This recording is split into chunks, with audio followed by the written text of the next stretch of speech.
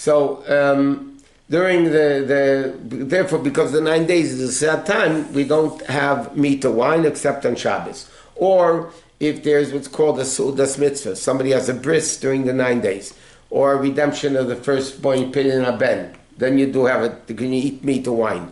If you finish a tractate of Gemara, so then our minig is we still don't eat meat, but halachically you're allowed to eat meat and drink wine if you participate in somebody finishing a tractate of Gemara. Now, when you talk about not eating meat or wine during the 9 days, that applies even if you're adding wine into a dish. Let's say you're cooking fish with wine. Many times people cook fish with wine. So you can't put wine or grape juice into the fish, into the recipe, because that itself is wine and drinking wine and eating meat. So that you wouldn't be allowed to do.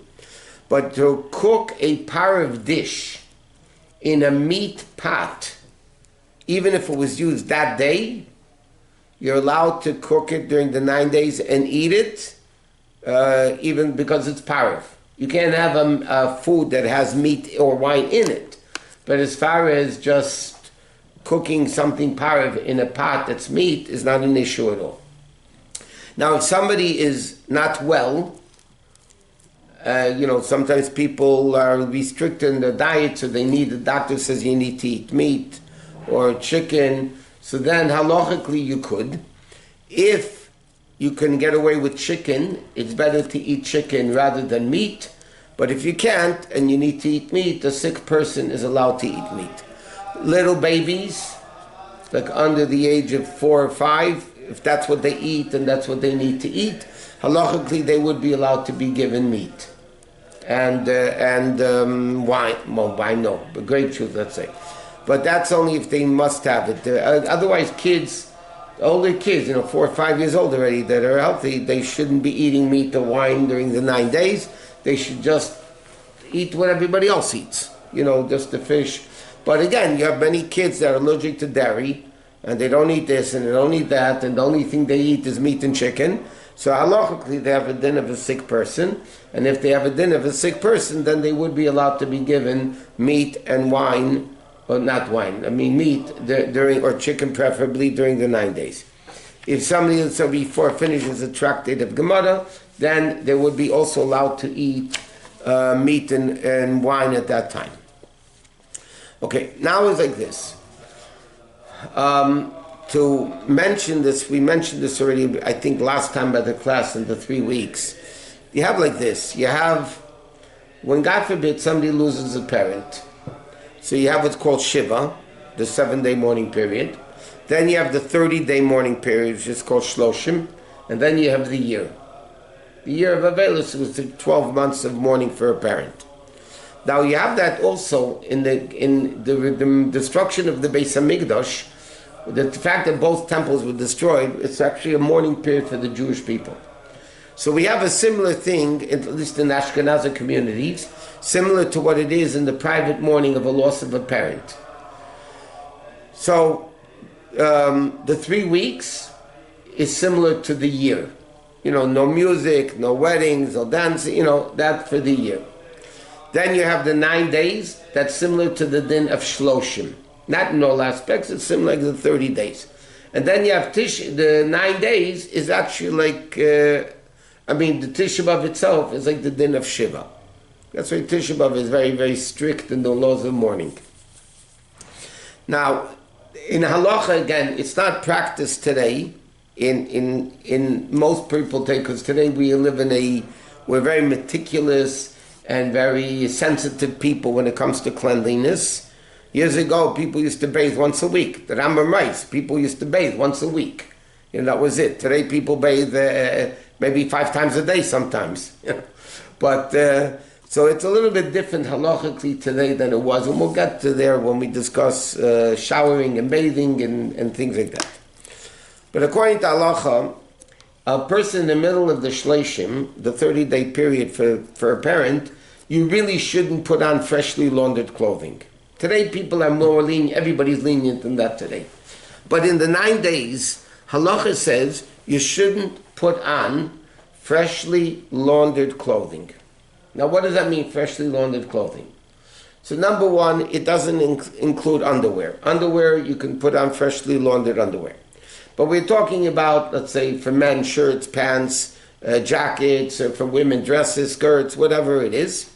So halacha says you're not allowed to put on a freshly laundered garment. Again, excluding underwear, unless if it was worn already before. So halacha says, let's say you put on a dress or a shirt, you wear it for half an hour, so that's not freshly laundered anymore. Then you can hang it up in the closet, and then you can wear it during the 9 days.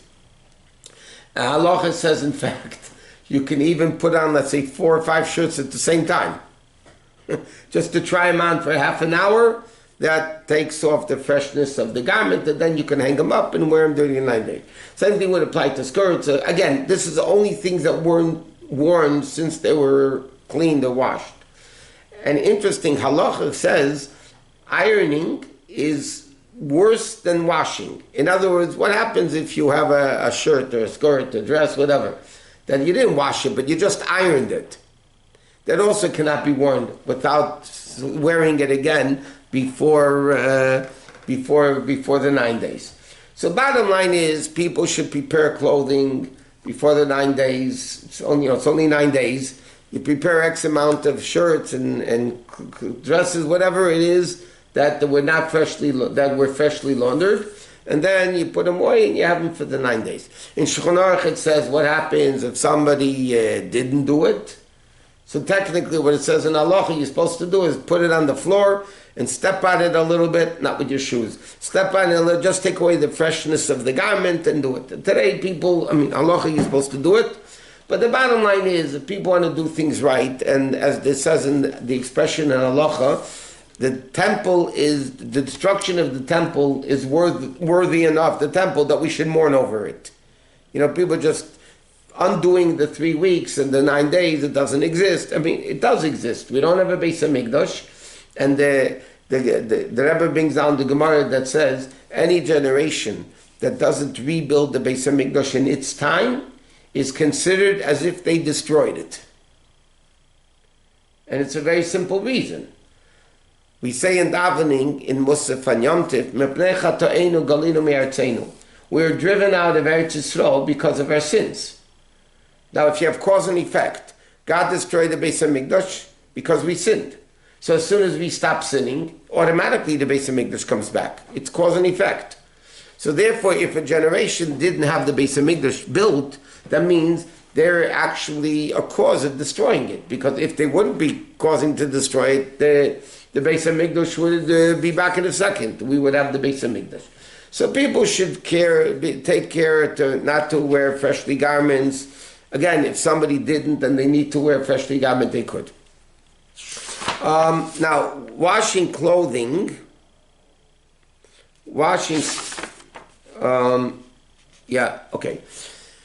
It's also forbidden to do laundry during the 9 days. Again, it's all part of the mourning, not mourning as in mourning day, mourning, the M-O-U-R, the mourning period when people have to mourn over the destruction of the Bais Hamikdash. So halachically, it's also not only forbidden to wear freshly laundered garment, and this is even stricter, by the way, you're not allowed to do laundry during the 9 days. Definitely not for after the 9 days. That for sure you can't do. Not only that, you can't give even things into the cleaners during the 9 days to pick up for after the 9 days. Or if somebody's going on a trip right after Tisha B'Av, they're not allowed to do laundry during the 9 days to be able to have it ready. They're not going to wear it, but they're going to have it ready for after Tisha B'Av. That's also a no-no. You're not allowed to do that because, again, you're not allowed to do laundry during the 9 days. The only exception to this is kids' garments, babies. Again, they didn't have disposable diapers in those days, so kids' garments would get very, very dirty, and kids get dirtier generally more than the adults do. So then, if there's not enough clothing for the kids, you're allowed to wash, but only what you must have for the 9 days. You can't just, you're making, let's say you need 4 things for the rest of the 9 days. You can't say, okay, I'm making a load anyway, let me just dump stuff in there. You're not allowed to do that either, because you're not allowed to add any laundry, because then you're doing laundry that's not needed for the 9 days. And again, this year, as we mentioned, because we don't have the week of Tisha B'Av, so, because it says even then, even if you have nothing to wear, it's worse. Halachically, it's more difficult to wash things the week of Tisha B'Av. But this year we don't have it. So again, if somebody ran out of clothing, they're allowed to wash, but again, only what they must have, and they can't wash just like this. Now, this is another important din also, and this is a very important din, and this applies to changing linen. And this is, by the way, it's interesting, linen is strict, because you can't even change linen for Shabbos of the 9 days. Freshly laundered clothing you're allowed to wear on Shabbos. But you can't wash linens that the first time you're going to be sleeping on them is even Shabbos during the 9 days. So you have to make sure if you're doing, washing your linens, you should do it the day before, that at least Thursday night, before the 9 days starts, you're at least sleeping on it, or you lay on it a little bit during the day would also be fine. But you can't do linen even, and by the way, it applies also, people much more lenient with this though, but the truth of the matter is, these dinim of freshly laundered clothing applies to towels, and what other things they say, tablecloths and towels. So today most people are lenient with the towels, especially you go to the mikveh, you get a fresh towel. But I'm saying ideally, just to show where halacha is working, ideally before the 9 days, let's say you're going to need 1 towel a day, let's say. So before the 9 days, you wash your hands, you dry it on the towel, so now the towel's used, put it away, next time dry it, so you have 9 towels put away for the 9 days. But it goes to mikveh, people are much more lenient that in a mikveh you can have, or by the way, what happens if you get guests during the 9 days? You're allowed to change linen for them. Because it's for guests, you don't want to give them dirty linen, so then you would be allowed to change linen for them, and that's not a problem. Okay, you can't buy new garments during the 9 days at all. You can't wear new garments during the 9 days.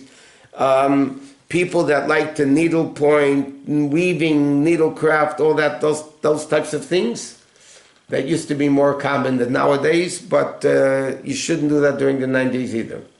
That has to do with the actual Beis Hamikdash discussion. Now, you can't make new clothing. In other words, you cannot tailor new clothing during the 9 days.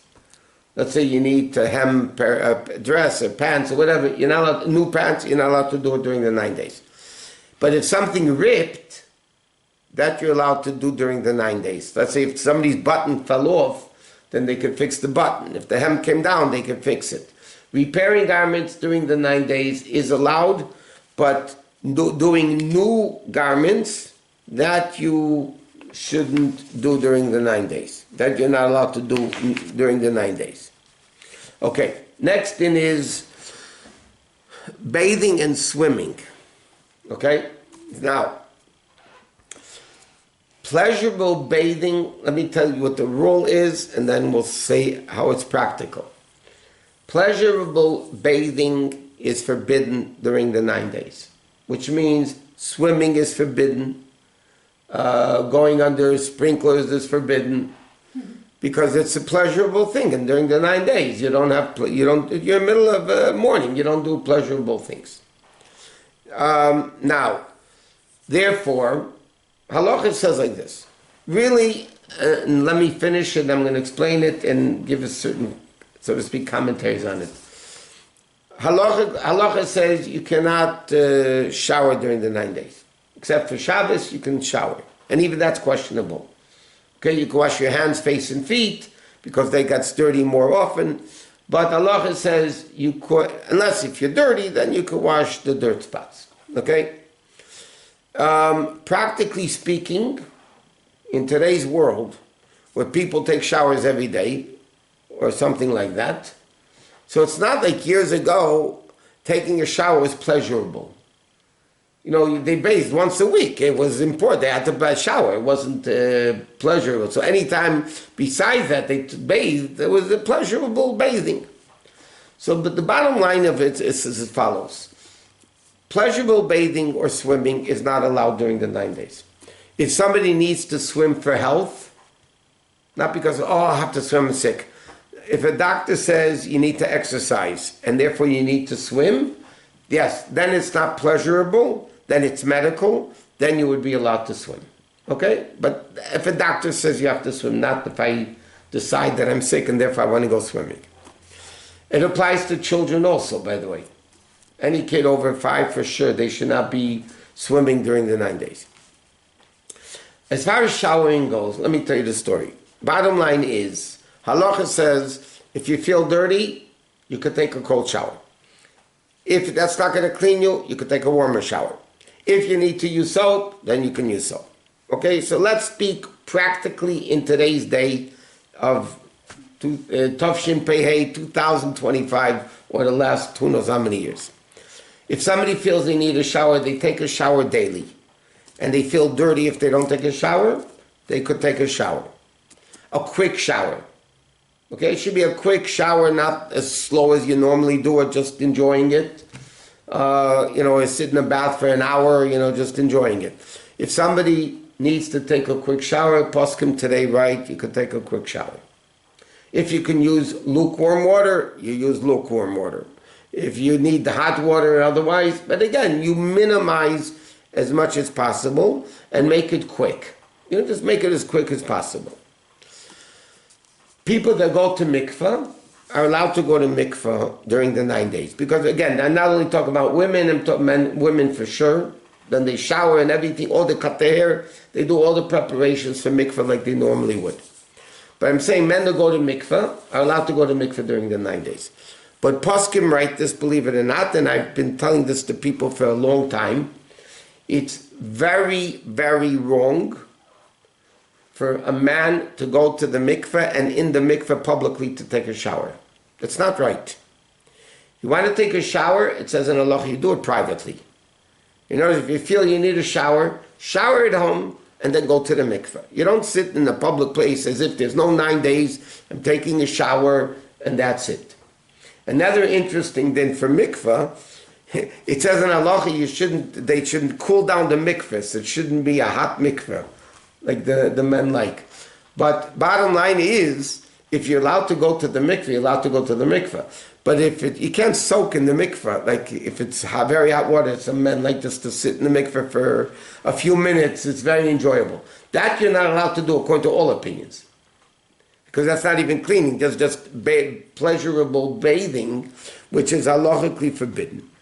So again, if somebody needs to bathe for the sake of a mitzvah, like mikveh for women or other things, then they're allowed to do it. People need showers, they should take a quick shower. I'm talking practical halacha. They should take a quick shower. Should they take a shower in the mikveh? 100% not, and it's just wrong, and they shouldn't be doing it. Now, swimming, we said before, that you're not allowed to do because swimming is considered pleasurable. In Shulchan Aruch it says, okay, this Friday is not the 9 days yet, so this Friday is no problem showering. What do you do next Shabbos, which is in the middle of the 9 days? So again, in Shulchan Aruch it says, you wash your hands, face, and feet. That's it, in cold water. The Pearl de Minig by Chassidim, and now became an accepted tradition by everybody, that for Shabbos, you take a complete shower like you would normally. Again, you just don't sit there and enjoy the shower, you try to make it as quick as possible, but for Shabbos, you're allowed to take a shower and get ready for Shabbos properly. Again, that's Allah is a very Tisha B'Av. Just think, what did we leave out? So that's basically the din of the 9 days. Practically speaking, no laundry, try not to put on fresh garments, limit the amount of showers, or just, take it quicker. No meat, no wine. And it's a big issue. For instance, there's a halachic question. We also mentioned another important din that people should know before. Tisha B'Av, you're not allowed to wear leather shoes.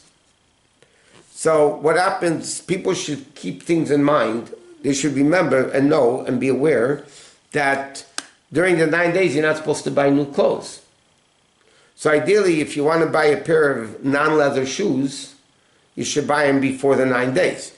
What happens if somebody didn't, then there's a tshuva from Rabbi Yosef Feinstein that says that if you didn't, you're allowed to buy Tisha B'Av non-leather shoes during the 9 days.